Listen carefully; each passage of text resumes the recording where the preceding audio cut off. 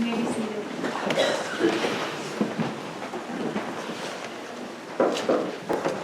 So I want to warn you in advance that the sermon I'm about to give will explicitly address violence. I won't be gross, but I want you to have the choice about how much you're going to listen to. The sermon is not going to be easy for a number of reasons, not just honesty about violence, but also honesty about naming racism and white privilege. As always, when speaking about systems and groups, I'll be talking about patterns, and knowing that there are exceptions to patterns does not make those patterns not real. As we venture into this territory together, may we remember that this conversation is not optional in communities of color because people's lives depend on it. In this integrated community, which right now is between 85 and 90% white and 10 to 15% people of color, may we not see it as optional either.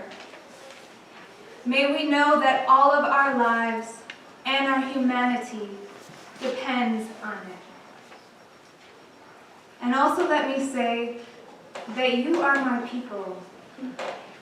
I have been so impressed by this community and so proud to be your minister in these last several weeks. The way that you have responded to Ferguson and this national dialogue on racism and white privilege has been thoughtful and anti-racist. I invite you to further dialogue with me, with your families, your parents, and your children, and with each other. May we approach this dialogue with open minds and open hearts, trust one another's good intentions, and listen deeply. The work of anti-racism is not easy, and the road to the beloved community is long.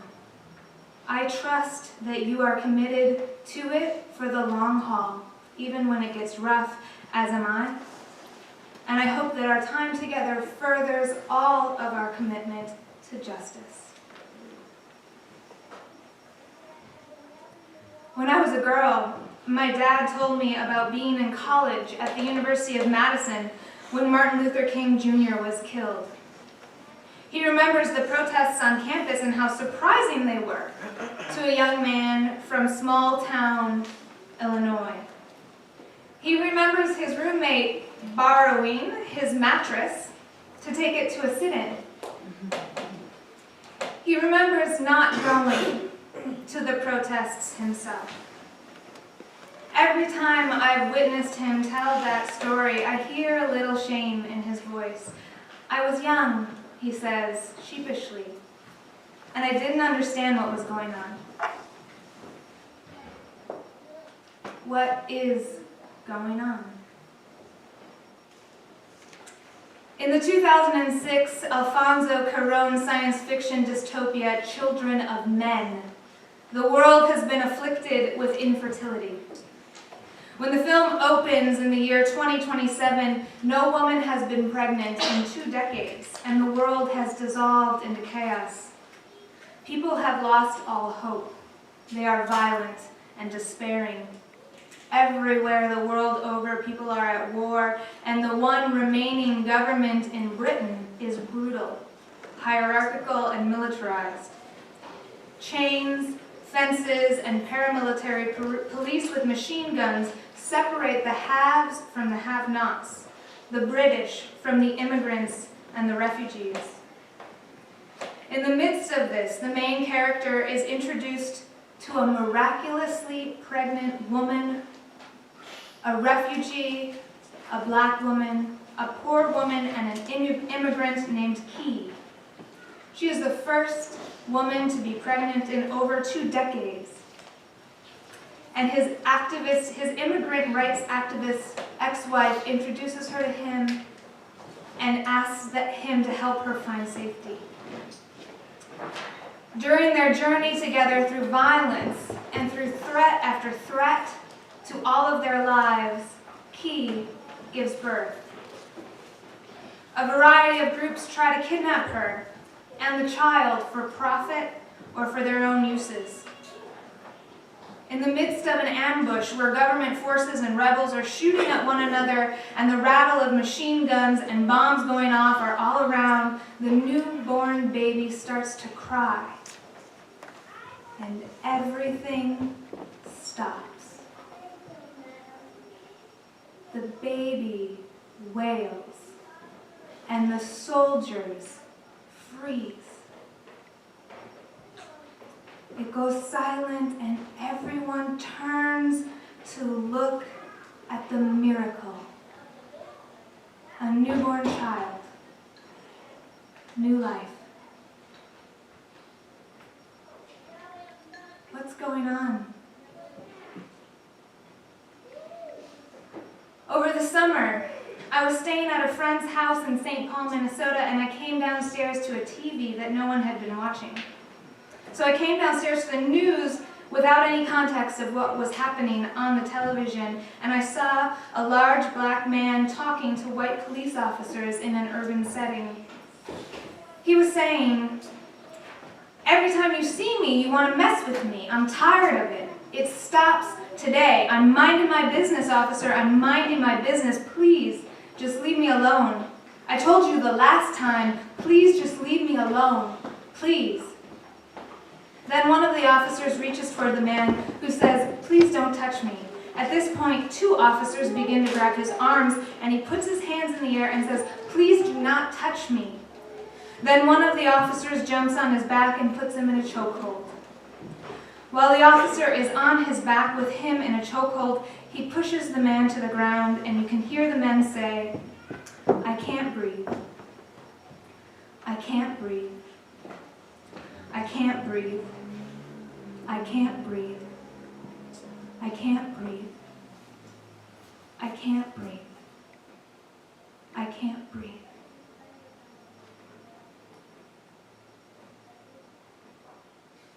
What's going on?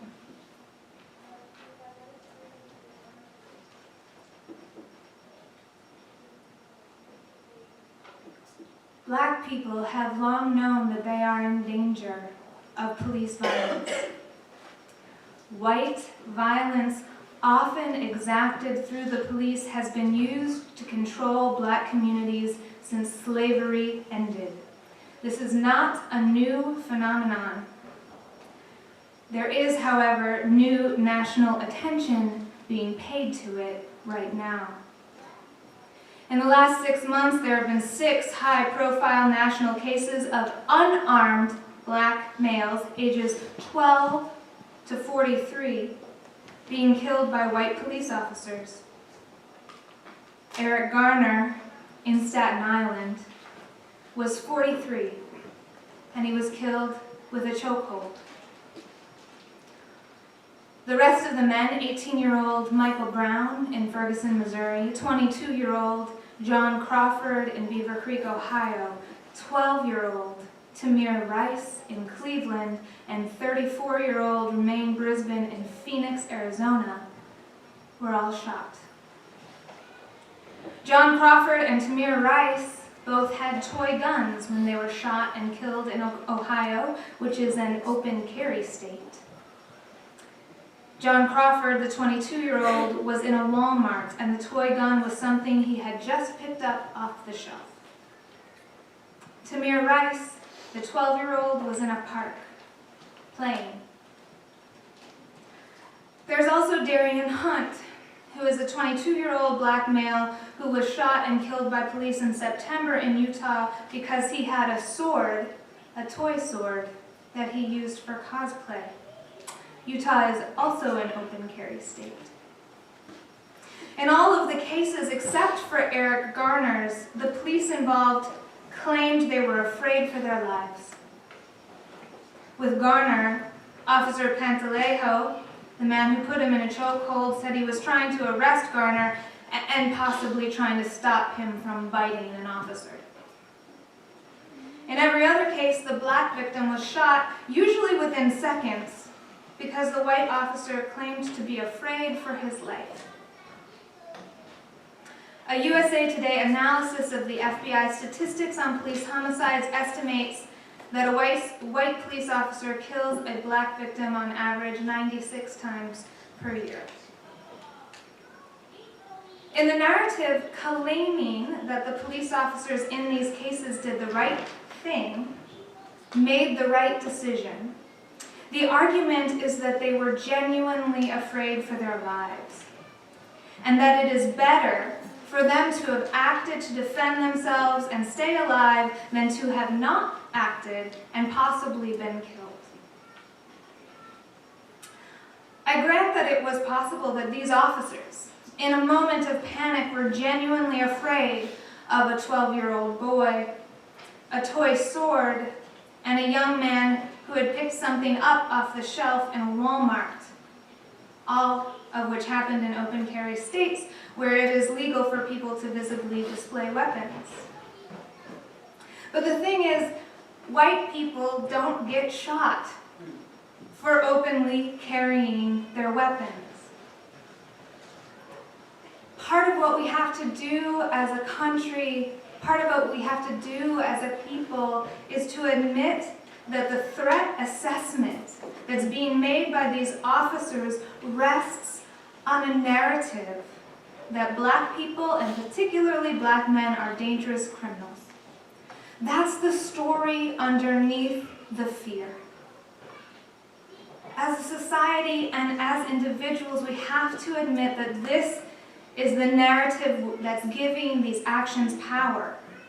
If we're going to address police violence and the use of deadly force against communities of color, we have to be honest about the root of why the officers are afraid and admit our own complicity in that narrative of fear. All the stories about how he should not have been holding that thing that looked like a weapon in public are part of this narrative of fear. Sometimes that thing that he was holding is a toy gun, sometimes it's a cosplay sword, sometimes it's a lighter, it's a bottle, sometimes the man just has his hands in his pockets. Underneath all of it is the assumption that the man is a dangerous criminal until he somehow proves to you that he is not. Until he somehow proves to the officer that he is not. Unitarian Universalist minister and the president of Starr King School for the Ministry, Reverend Rosemary Bray McNatt, writes about this assumption and how it affects her life in the essay Fears, published in the anthology Been in the Storm So Long. She writes, "Most married women fret about a tardy husband. Young black women like myself worry more. For most people in New York, the urban boogeyman is a young black man in sneakers. But we live in Central Harlem, where every young man is black and wears sneakers. So we learn to look into the eyes of young males and discern the difference between youthful bravado and the true dangers of the streets. No, I have other fears. I fear white men in police uniforms, white teenagers driving by, thin, panicky, middle-aged white men on the subway. Most of all, I fear that their path and my husband's will cross one night as he makes his way home. I fear that some white person will look at him and see only his or her nightmare, another black man in sneakers.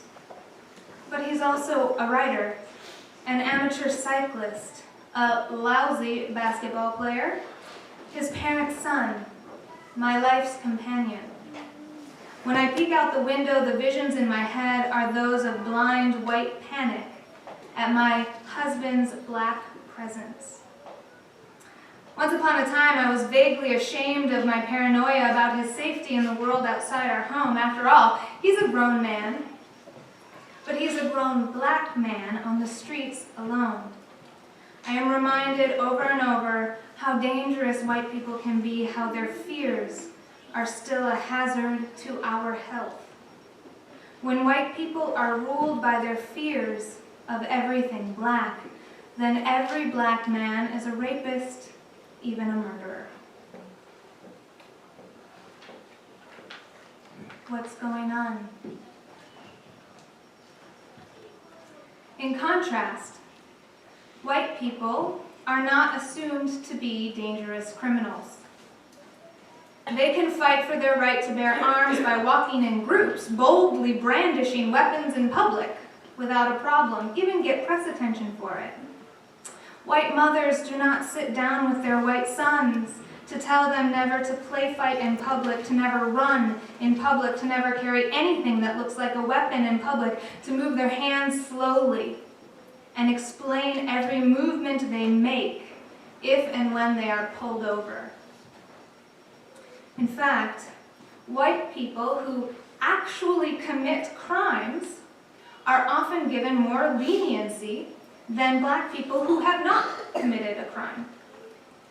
White people are assumed innocent, and white lives are assumed worthy of saving, even when they have done something wrong.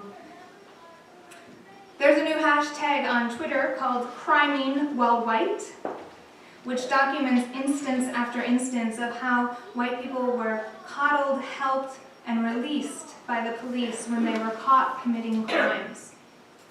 People who are posting with this hashtag are from all over the country. They don't know one another, and they're just remembering what happened to them that one time they stole a car or dealt drugs or got in an accident that was their fault. This is a very different experience from black people who have been arrested, beaten, choked, and shot when they have not committed a crime. When white people are caught doing something illegal, the narrative, the overarching narrative in the media is about helping them. It's about getting them into treatment or therapy. It's about mental illness. It's about healing. It's a narrative that's about their inherent worth and dignity, despite them having made mistakes. As Unitarian Universalists, this is certainly something that we support.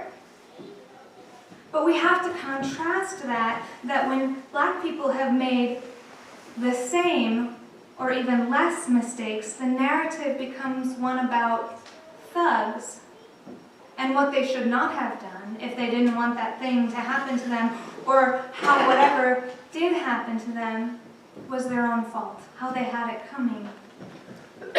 We're not supposed to honor them or grieve them. We're no longer allowed to claim that their lives mattered and that they should not have been killed because they did something wrong.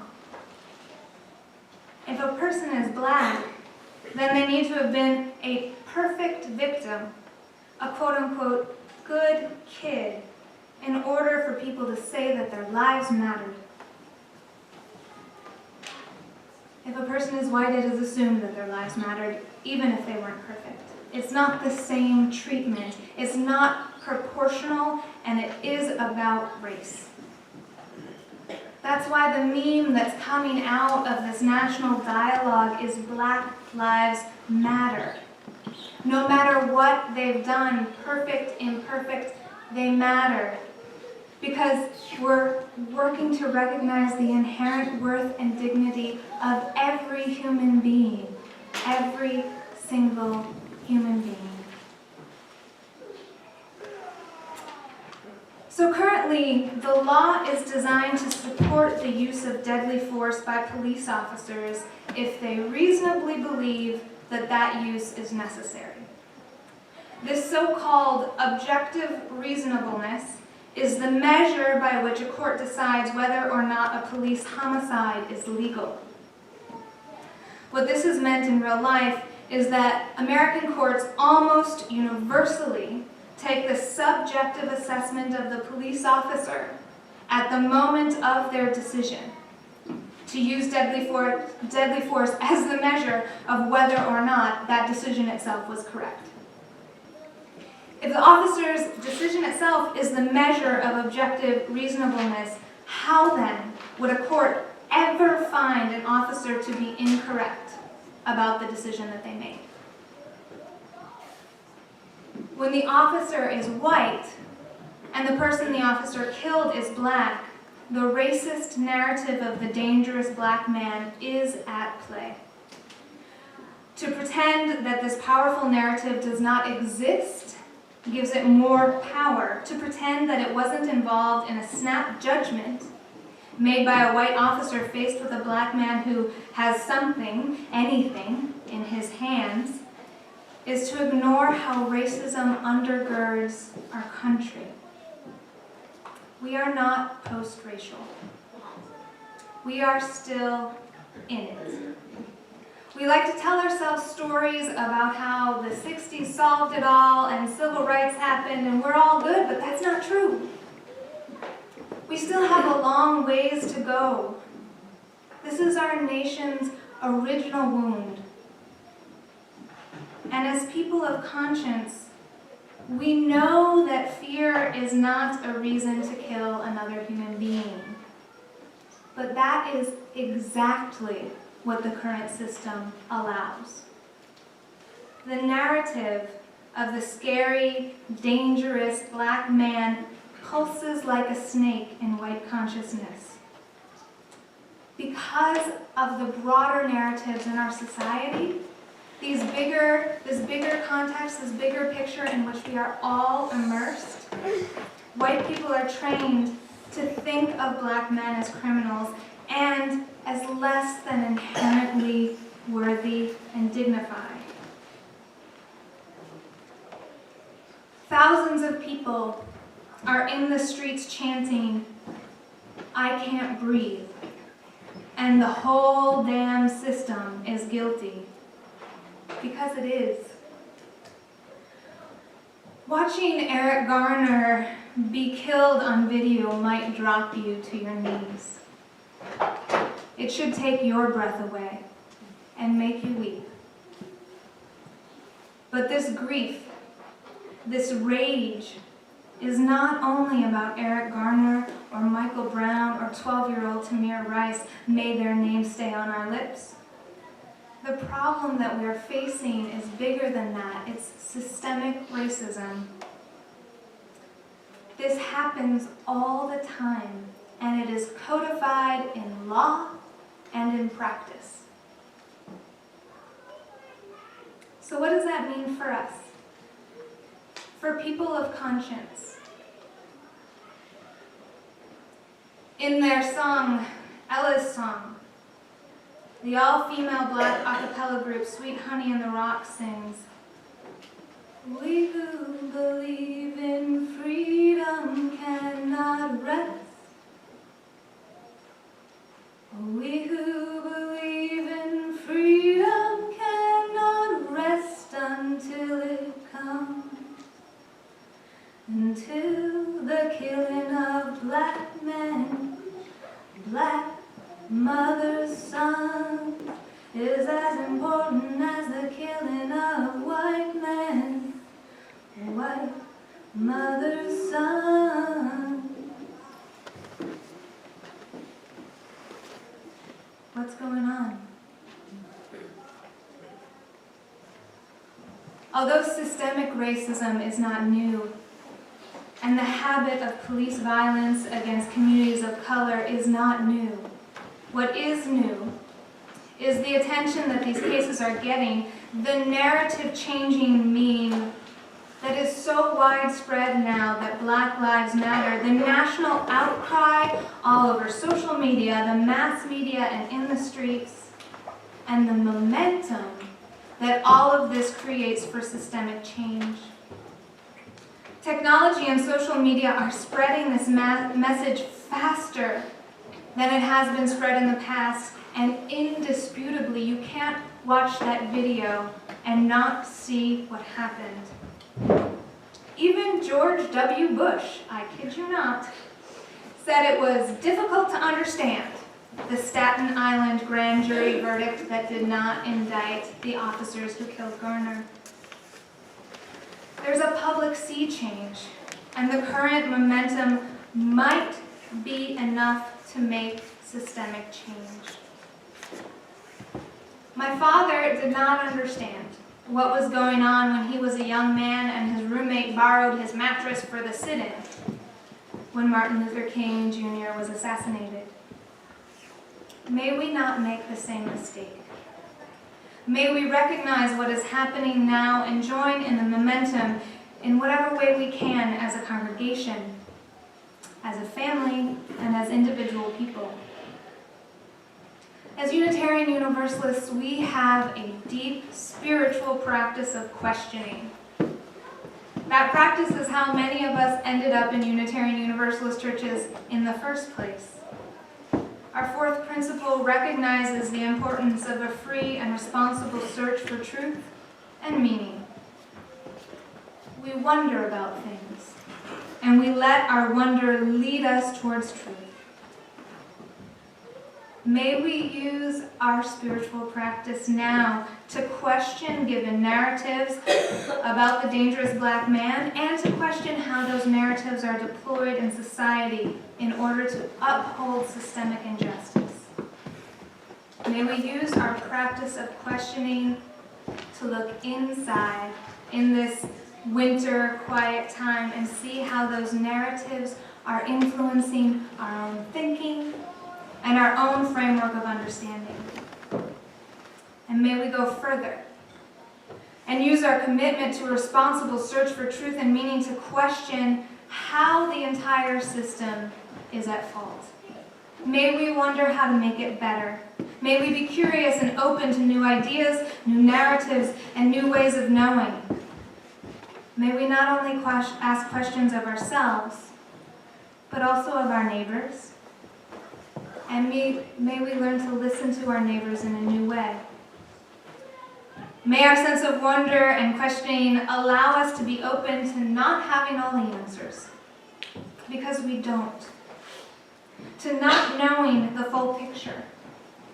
May we be open to learning from and following the lead of experts on the subject matter, the communities of color who face it every day.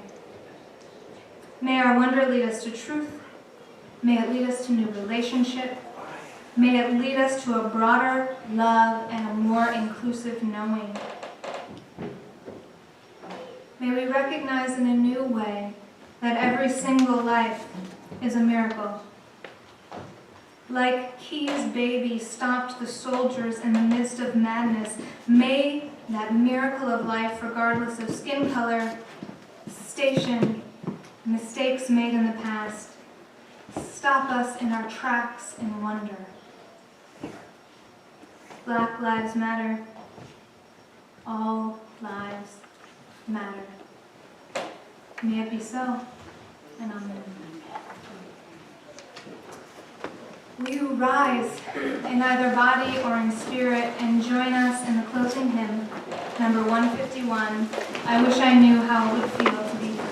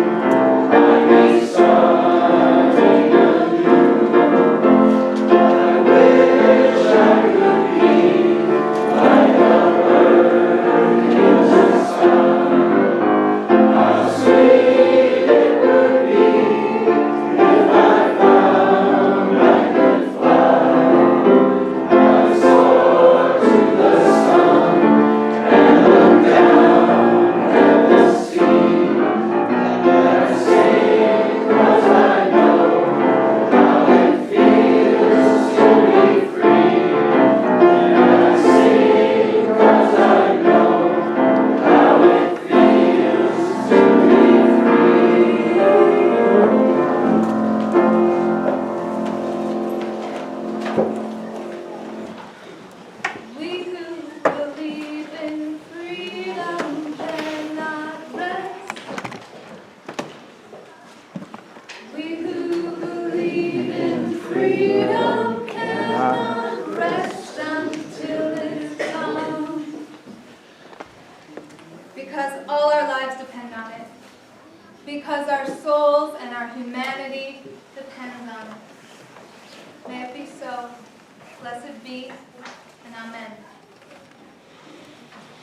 Though we extinguish the light of the chalice here, we carry its light and its warmth with us in our hearts.